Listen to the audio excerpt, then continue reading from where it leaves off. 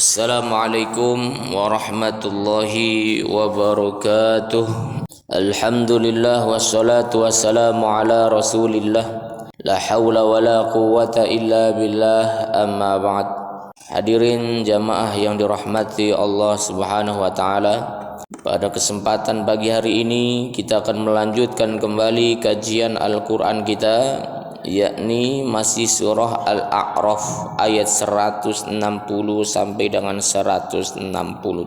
Di dalamnya masih mengisahkan tentang Nabiullah Musa dan Bani Israel. Kenapa Allah di dalam Al-Quran ini banyak mengisahkan tentang Musa, banyak mengisahkan tentang Bani Israel? Karena sesuai dengan kondisinya pada saat itu, Nabiullah Muhammad seringkali bersitegang dengan orang-orang Yahudi di Madinah. Karena beliau sering bersitegang dengan orang-orang Yahudi di Madinah, maka disinilah kemudian Allah subhanahu wa ta'ala berulang kali mengisahkan Musa dan Bani Israel, menurunkan firman-Nya terkait dengan hal itu. Agar apa? Agar kemudian menginspirasi Nabiullah Muhammad sallallahu alaihi wasallam, agar juga memberikan informasi kepada Nabiullah Muhammad sallallahu alaihi wasallam tentang karakter orang-orang Yahudi. Maka ini ayat Al-Quran diturunkan sesuai dengan asbabnya. Asbabun nuzul, apa sebab ini Al-Quran turun, apa sebab ayat ini turun, disesuaikan dengan kondisi yang terjadi pada saat itu.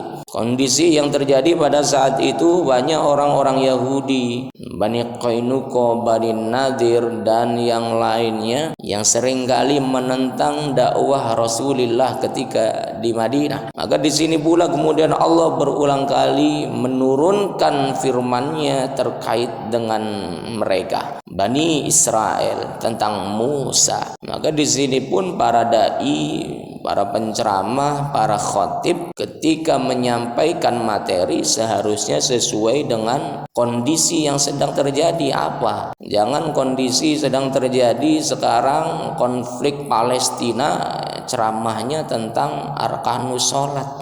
Yang terjadi tentang Zionis Yahudi yang melakukan tindakan keji terhadap umat Islam di Palestina, ceramahnya tentang jagalah hati, ceramahnya tentang arkanul wudu. Ini nggak nyambung. Seharusnya apa yang disampaikan materinya ketika khutbah, ketika ceramah tentang Palestina, sesuai dengan asbabnya. Al-Quran pun diturunkan semacam itu. Lagi musim BBM naik, sembako naik, semua harga-harga pangan naik dan lain sebagainya, bahas tentang hal itu. Lagi masalah politik kepemimpinan, bahas tentang hal itu. Jangan masalahnya masalah BBM naik, masalah perpolitikan sedang kacau balau, bahasnya tentang syarat wudu, bahasnya tentang arkanul wudu utawi piro-piro rukune wudu iku sitatun anak nanam. Al awalu utawi kang awal itu ghuslul wajhi, basuh rai misalnya. Atau ada di dalam kitab lain al awalu an niyatu, yang pertama iku niat. Membahasnya itu, ini nggak nyambung.